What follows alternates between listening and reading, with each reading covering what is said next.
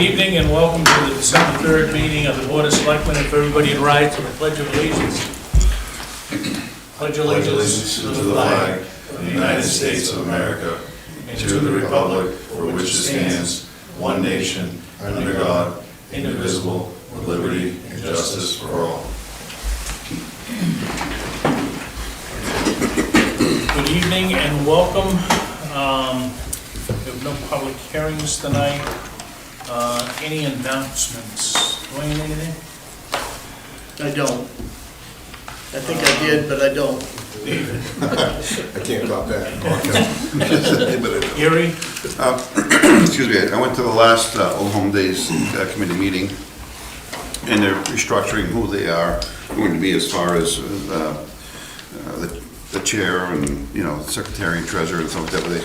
They could still use more volunteers, but they're so well organized. It's such a good group that they're pushing forward and going to make next year a whole Saturday event, and that just relieves more expensive Friday night, and they still have the same vendors being committed, et cetera, but it's going good, and again, more volunteers is even better.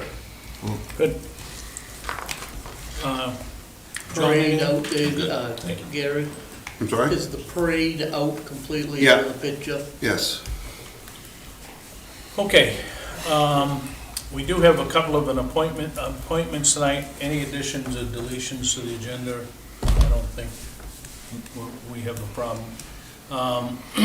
So Ron Smith, who is our auditor, he's running a few minutes late. So we'll take Mr.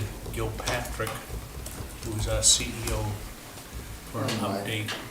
Excellent. I came tonight to give you an update on some of the pending violations that we have. The first one, I think, is 24, the map and lot is 2430BO. And this has been an ongoing case since prior to 2017. So as you can imagine, there's plenty of things to go over. However, we exhausted all possibilities to work with the homeowner in question for this violation. And we're at the point now, the select board has obviously authorized me to move forward with legal action. So back in April, we had one more opportunity that we could exhaust. And so the town attorney had asked for a stay to be granted, which basically stalls the court action. Right. And that has since lapsed. We've exhausted that one last opportunity to work with the individual. When did that expire, approximately? That expired last month, the first of last month, Okay. 6 months stay. So now we're at the point where our attorney has filed this letter to move forward with legal action, so that the board knows where we're at. It's basically just states that we're going to have some sort of agreement. Thank you. Going to meet with the individual, try to reach some sort of agreement as to how he intends to mitigate the violation, and set dates through the court system, obviously, where we need to, where some of the issue needs to be resolved. In the same vein, we have another pending violation on a different lot. I guess I'll ask if there's any questions the board wants to ask as to where we're at and where we go from here on this particular violation on 2430BO. We're asking to go back into the court systems for a hearing, essentially. Exactly. They're going back in for a hearing, and at that point, that will set us up for a final hearing and dates and courses of actions, how this is intended to be mitigated. Fines could then be. And just for clarification, Mike, he's made no movement on working with the town since April of '24 anyways. We have, yes, Yep. correct. We've made multiple attempts. We've even helped him develop plot plans, business plan, went before the board, went before the planning board to try to revise his conditional use. That hasn't, and none of that has moved forward. So, all I need to do. unfortunately, we have no other choice.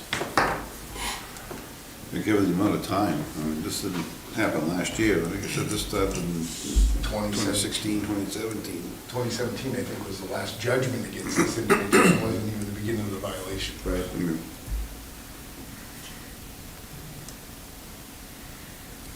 The second one that we have here is map 4, lot 37-4. This is a very similar violation. This has been ongoing, not quite as long, but it's been ongoing since at least 2020. And once again, it's a violation of the conditional use that these individuals have at this property. And this violation, in a sense, has to kind of start over because of the amount of time that has lapsed if we intend to move forward with legal action. There's since been some changes as far as the individuals that are actually operating the premises. So it kind of throws us up in the air. I guess I wouldn't say start over. We're at the 60-day point with this one as far as the violation notice is concerned. So we will, essentially, you should probably hear from me in the next 30 to 60 days to authorize to move forward with legal action if none of changing hands like that, is that a purposeful event to try to circumvent the process? I couldn't tell you the motive. Okay. But it certainly throws a wrench into things when the property owner is ultimately responsible. However, if the property owner comes back to us and says, well, I don't even operate there anymore, so now we have to include a number of individuals in the case. Who's the permit issued to, the property owner or the business owner? The property owner. So at the end of the day, the property owner is responsible for everything. Correct. Yeah. And there's a conditional use permit Right. in the property owner's name. Right. Correct. Yep. And he's just operating at that premises, so that kind of gives us a little.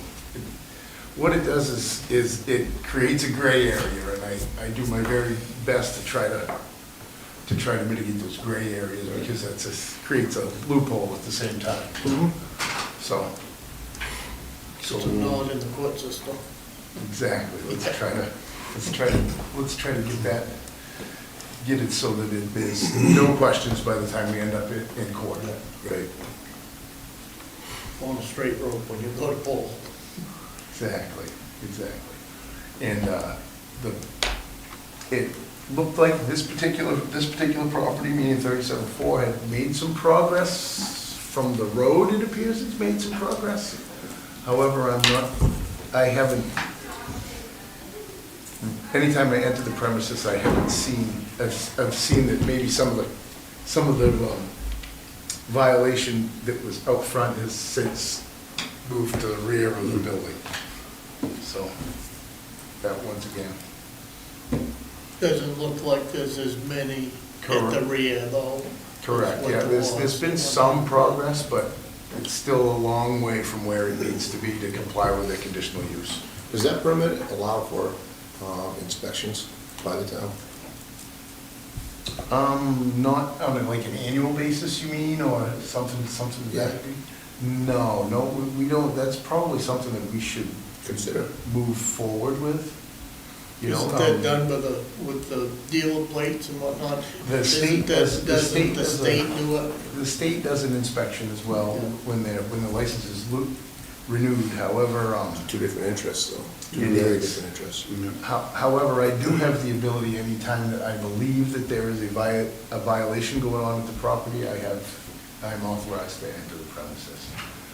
A lot of times the homeowners, if they're aware of the violation, aren't very friendly when I enter the premises, but I do have that right. and You don't authority. have to sign off on the dealer plates anymore. Years ago, the planning board of the code enforcement had to sign some type of a form on dealer plates. No, it's two Within the different town. interests. And now it's all by the state.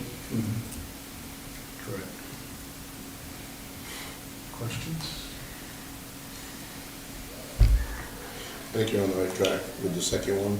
Just keep the fire going so we don't let it go by the wayside, please. Absolutely. Absolutely. It's just such a blatant violation. I mean, they're not gonna try to hide it, you know? We don't care, here you go. That's the impression I get from both these properties. Absolutely. And unfortunately, there's a big umbrella that code enforcement works under, you know. We have all of the permits, inspections, so forth, and, you know, you can, obviously, when you drive by every day, you can make a note of it and so forth, but follow-up, time for follow-up sometimes is difficult. And I apologize for that, because I should do a better job at that. It's not good, Mike, it's the workload that goes with your position. Well, And you're not growth in the town. at the same time, I want to be at the top of my game. I understand. We appreciate that. Is that it? That's the only two we're? Well, there's a whole host of violations. We were actually making some progress on quite a few. I mean, there's a number of septic violations that have been addressed this year as far as contamination and so forth. Yeah. The most popular one, I guess I would say, would be residing in a recreational vehicle. That those are popped up everywhere since the housing market had boomed. Really? Yeah. Since the housing market boomed, seemed like a great idea to sell, and then some of these individuals are residing in RVs at this point. Currently, we allow up to 90 days. It's 30 days, and then they're supposed to come to the code enforcement office to ask for a permit to stay in that an additional 60. But That's the cap? that's at the end of the day, 90 days is all the ordinance allows, regardless of permitting or so forth. And I'm gonna be a cat meow here. What if I haul that off a piece of property and put it back there in a month? Dwayne, don't give him any ideas. No, but I'm just saying, how do you regulate that? Yes, it's just as you would think. Yeah, That's one of those gray areas in the loophole that Yeah. I was just referring to. Okay. This type of thing does happen, unfortunately. However, these people that do that sort of thing, it's habitual. I mean, it's every 90 days I'm after or trying to police somebody being that they'll move it and then what have you. Or where the 90 days starts and stops too. Correct. Yeah. Yeah, sometimes that's difficult to nail down, because many times they had been residing in the RV for a number of days before I realized that that's what's going on. So, and typically that's the date that the timetable starts, because people aren't gonna come in and say, oh, I lived in an RV on such and such property. You know, so, and the big thing is, this time of year, I mandate that they put the RV in storage mode, either cover it with a tarp, Right. things of that nature. Make sure that it's put up, you know, nobody's like, the stairs aren't down, there's no electrical cord hooked to it, you know, things of that nature. But then again, it can be tough to regulate. Sure. A straight camp is quite a job, but one with slide outs in it is a lot easier to take care of today. That's all I have. Anything else? Thank you, Mike. Thanks, sir. Thanks. Thank you. Have a good night. Let's move on to, while we're waiting for Ron Smith to get here. Any public comment? No, Mike. Correspondence, we do have the financial reports that are available. We do have the draft audit that's also available in the motor vehicle report. Reports and staff initiatives, selectmen's reports. John, anything? Nope. Gary? No. David? No, not so sweet. Dwayne? Comment on our snowplow contractor. The other night, he put it out on Facebook that his trucks were on their way and it was slippery, be careful, and, you know, that's quite a achievement as far as letting the general public know the weather had changed from small rain to ice, and his trucks were on their way, and I want to comment that he did a heck of a job. That was on a holiday too. That was on a holiday, yeah, and he was back out the next morning, had the road scraper down and good going. Next Wednesday, Matt probably will bring it up, but breakfast for the seniors down there at the Snowmobile Club, 9 o'clock. 8:30. 8:30, and then there will be a luncheon here for the town employees and any of the committee members that want to stop and have a light lunch for Christmas. So that will start around noon time. Okay. Anything else, Dwayne? I think that'll do it. Dave, we need to have a discussion relative to, I keep seeing these comments, and it generally on Facebook, that we have an exclusive with Charter Commission Oh, yeah. or Charter Ask about that. Communications. And we don't have an exclusive with them. No. But if someone else wants to come in, they have to sign a franchise agreement with us. Well, not necessarily. If they're gonna deliver video services, yes, if it's just for internet, like fiber just for internet, and they're not putting video over it, they just gotta work out their poll permits with CMP. Okay. That has nothing to do with us, but if they start delivering, like Spectrum cable type, video to the house, then we enter a franchise agreement at that point. Right. So, I'm sorry. So the agreement with us and Charter Communications is for video For the franchise, yeah. for the franchise, Yep. and that's because they run cable television, right? The town right away. Right. Yeah, see, the poles are in the right of way, so that's where the franchise agreement Got starts. nothing to do with internet. Nothing to do with internet. And if Okay. somebody wants to run, spend, multiple tens of millions of dollars running some new fiber and building out a fleet of trucks and servicemen, we'll be glad to have some competition for Spectrum. So Okay. we do not stop that. We cannot stop that. And people just like to talk about stuff they don't know about because it sounds good and riles people up, and that's just, it's simply non-factual. I did respond to one person this week who mentioned Fidium and Go NetSpeed supposedly alluded to the fact that we were blocking them, Oh, yeah. basically. That's just completely untrue. Go NetSpeed, I looked up, when I heard they had fiber, I looked it up to see if we could get it and try it out, But they were only in the cities. Yeah. Very, very small pockets around the state. Fidium has never approached us. I've never seen them anywhere. I've not seen a Fidium truck ever.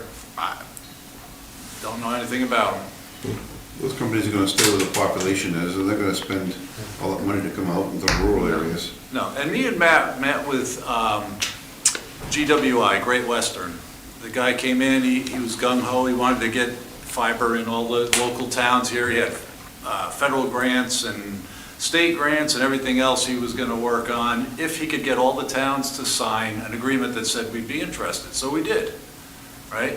That's all we can do. We signed the agreement. Years back, we had one that was coming into Sanford off what they call the three-ring binder. I can't remember if that was Consolidated or if that was also Great Western, but they wanted to run fiber through town. That's when I found out we have fiber on all of our roads except for about a mile of middle road. So all the main roads already have fiber. If you want to pay to have it hooked to your house, that's on you, but it's running down the street.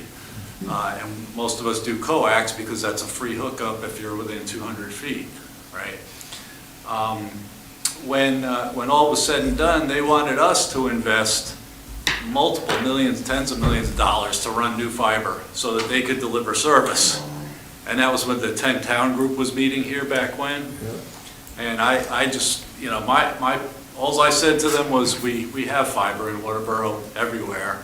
If the town wants to spend tens of millions of dollars to run fiber so you can deliver internet, that's not up to me, that's up to the board, and I think Tammy Jo was on the board at the time, and was with that committee, and I pointed to her and I said, well, what do you think? And she said, oh, no. Because obviously, we're not gonna put the taxpayers on the hook for tens of millions of dollars to run new fiber for another company to deliver it. Yeah, We're not gonna start a utility, I mean, yeah. it's just, but it's nonsense, because anybody who wants to make the investment, come on down, Yeah. we're here. Gary, did you have another comment? No, he answered. Yeah. All right, Matt. Just a few things for you to follow up with.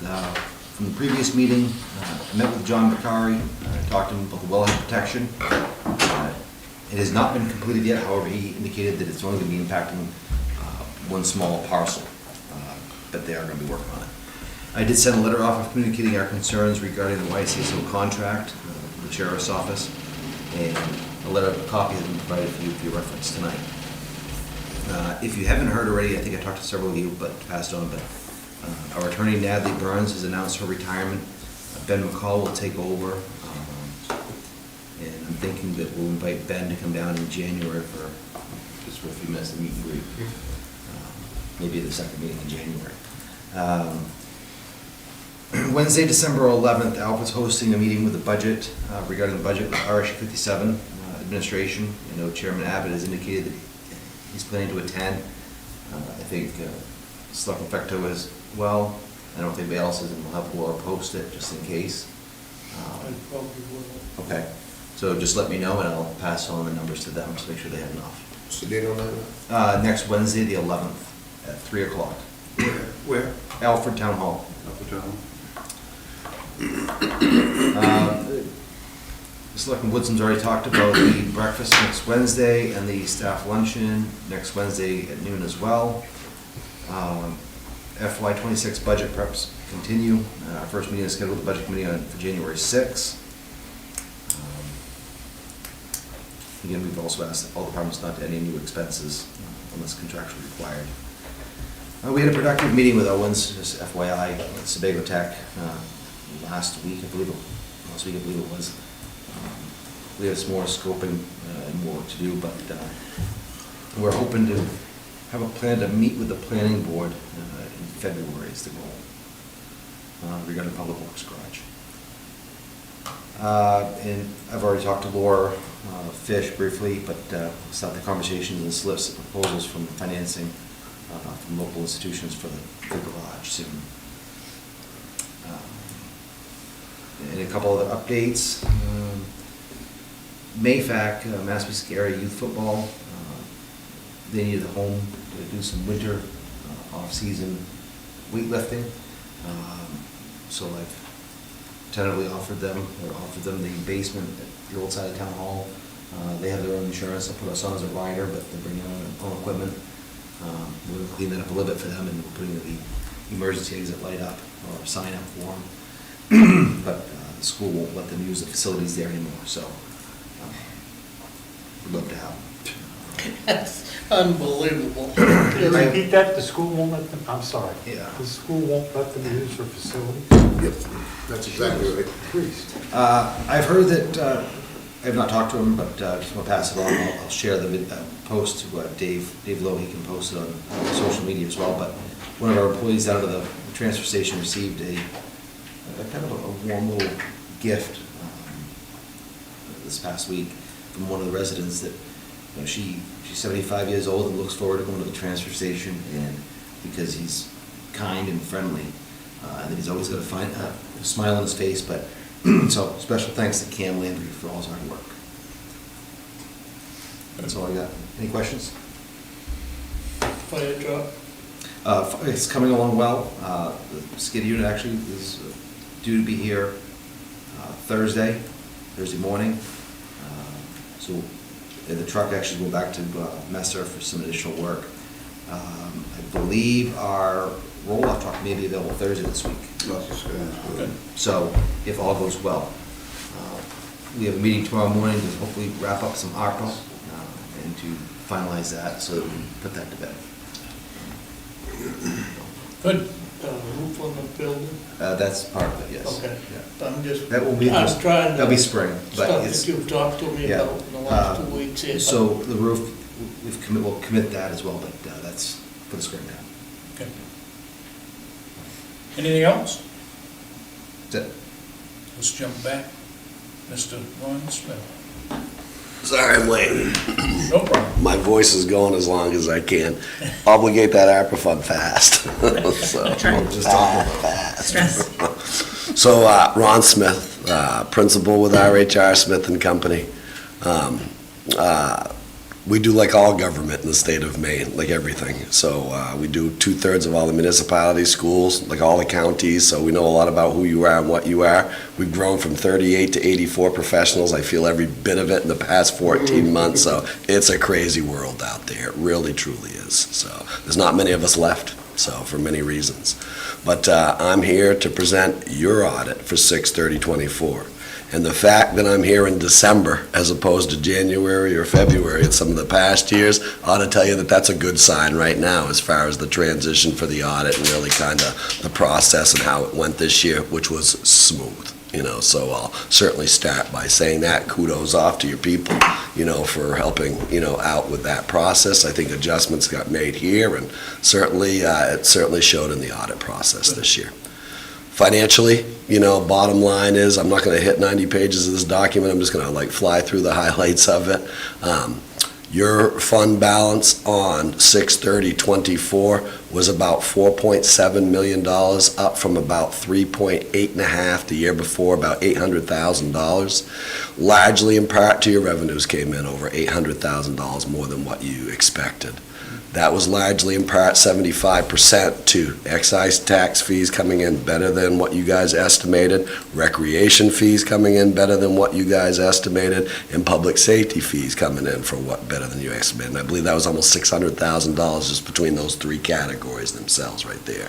That's why your fund balance went up. So we certainly, because of that, the $600,000 that we used for the 2024 budget, you didn't use it all. So that's why your fund balance, you take the revenues and take your expenses, and Waterboro's been a pretty frugal town, and return those back to reappropriate for the next year, your fund balance went up by $800,000 plus because of that. So where do we like to see you? 30, 60, 90 days of your operating budget. Any municipality, that's a standard benchmark in the industry. Putting that in Waterboro terms, about 1.6, 1.7 on the low end, and somewhere around $5 million on the high end. So you're right there. But what makes Waterboro unique is you have a crisis fund, that you have right here. And we've got about $1.6 million in that, which is a percentage in charter that we set aside for, a month of appropriation for education and something else there, because at a point in time, you guys almost ran out of money. And you put a provision in that charter to say this won't happen again. So out of that $5 million, there's $1.6 million set aside for this crisis fund, of which last year was about $1.5 million. It went up about $100,000 because it's based on your budget. We got about $600,000 earmarked and committed for roads and some other various capital projects at the end of the year. That's part of the 4.7. I believe you used $700,000. Matt and I talked earlier. You guys threw $700,000 at this budget year that we're in, that's going to end on 6/30/25. So your unassigned fund balance, actually, when you take all the chemistry, went up by about $500,000. When you take all the carry forwards, all the capital commitments, the crisis fund going up and setting that aside, your unassigned fund balance went up to over 30 days for the first time in a long time here in Waterboro, and you still, have been able to maintain that tax rate by using some of that money. Of this year, you used about $700,000. So it would be fairly safe to say we can use 600 or 700. I would say that is very fair and safe to say. So ask me again before your town meeting. Right. So I made that statement one time, man, and they decided to go on a binge, and order to spend some capital money. I'm like, that was not a good idea. So, I mean, all good news here. And I said this last year, I'll say it again this year.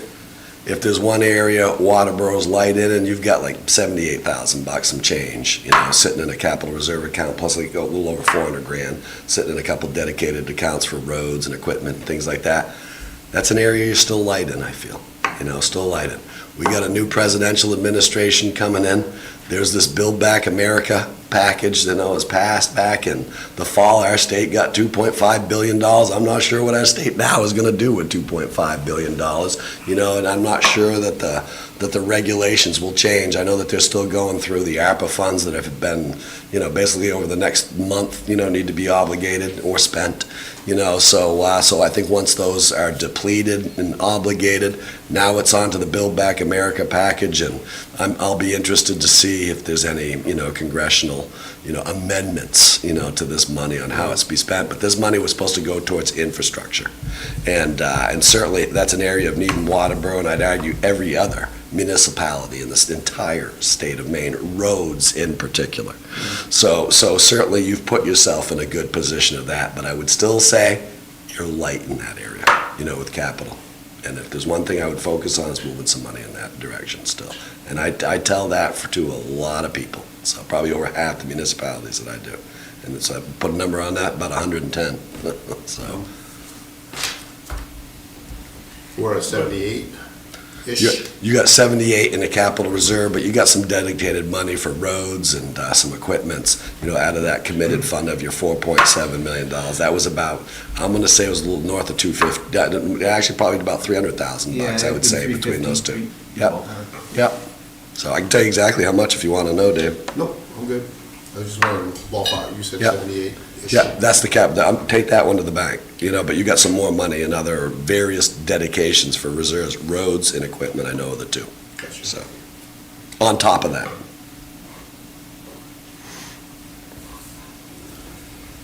Any management concerns? I'll tell you, not this year, man. I mean, we could always talk about best practices and working with you all to how you get the pieces of paper on the paper, but as I said, and I'll go back to the beginning of the conversation, the fact that we're here in December having this conversation ought to give tribute to your people and, really, what they've done, the hard work, that's gone into it, so yeah. It always hasn't been like that in the past. Yeah, nope, like I say, this is, like I said, that's why I wanted to start off with that and give credit where credit's due.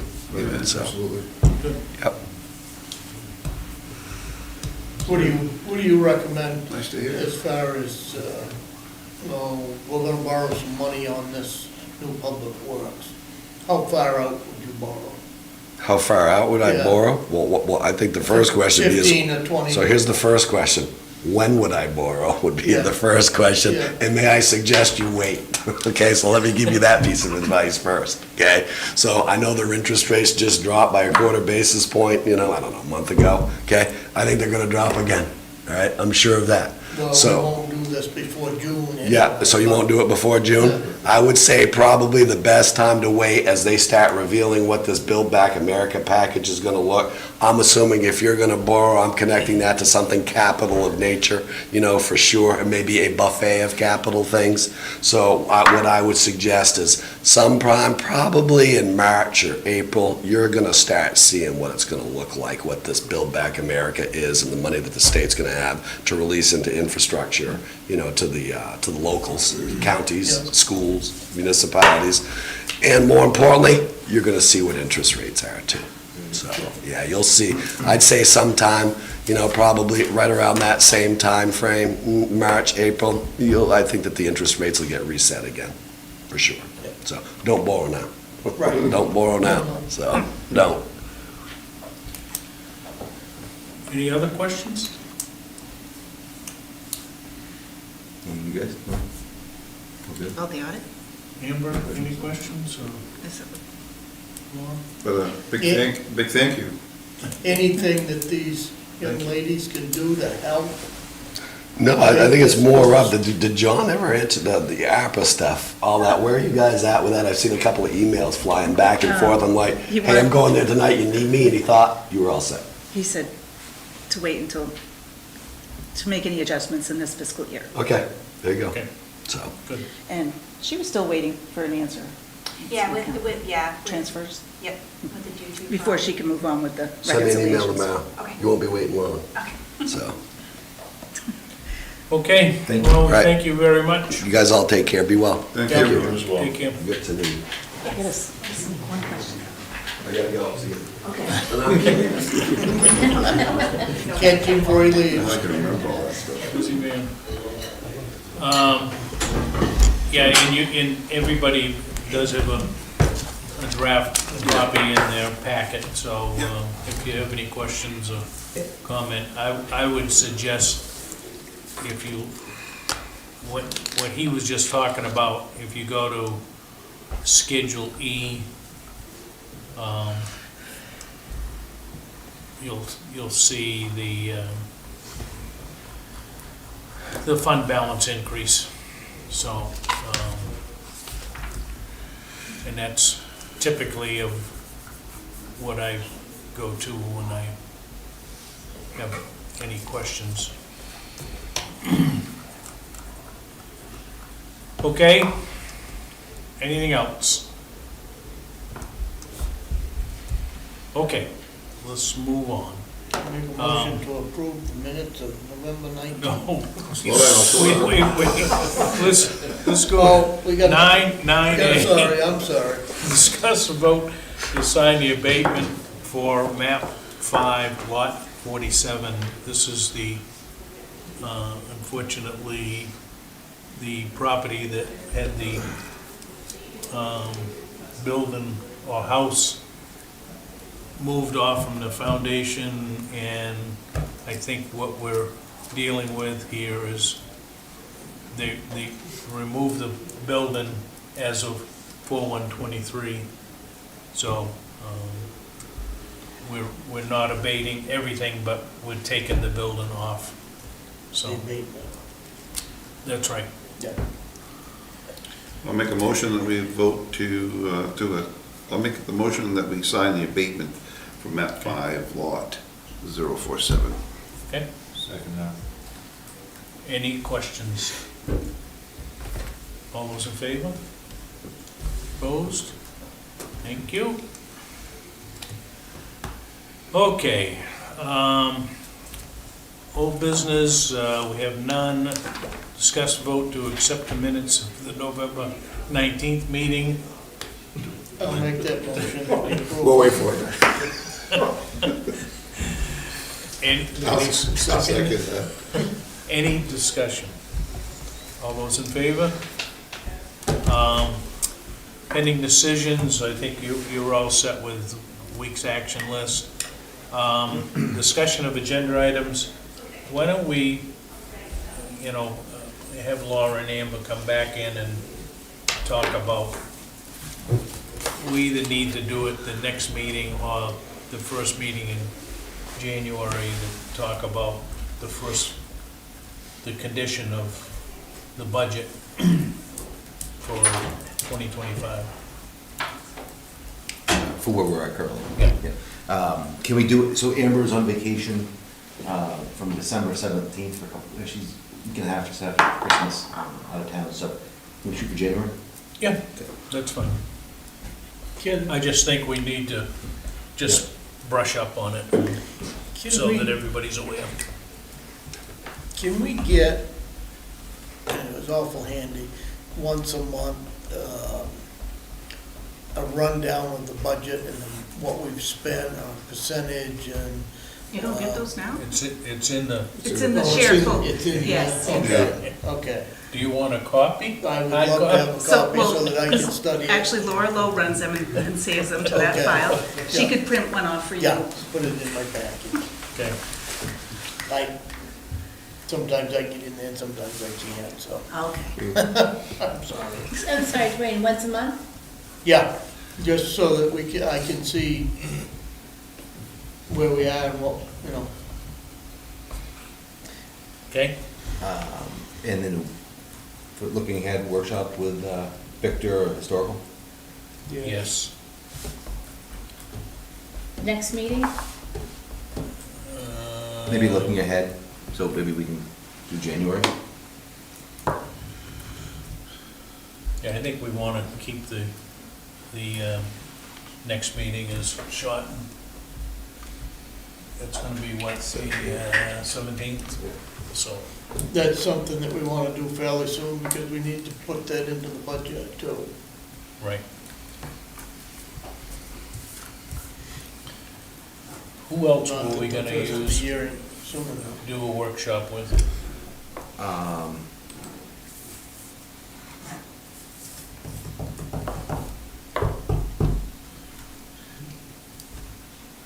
I don't, off the top of my head, I don't remember which it was. Yep. Was it regarding the DPW building? Yeah, and you met with Owens? Yep, we've met with Owens, and once we hear back from him, we'll update you on what's going on, progress. We'll have to use some of the funds for some geotechnical work, to get information and then get the bid documents out. But he's hoping to have some elevations and other documents created so that we meet with the planning board. Okay. That is all part of that 50,000 that we've got already Correct. in a budget. Mhm. So, That's right. If there's nothing else, just items needing signature, we just need to sign the abatement. So I'd entertain a motion to adjourn. So moved. Second. All those in favor? Thank you and good night.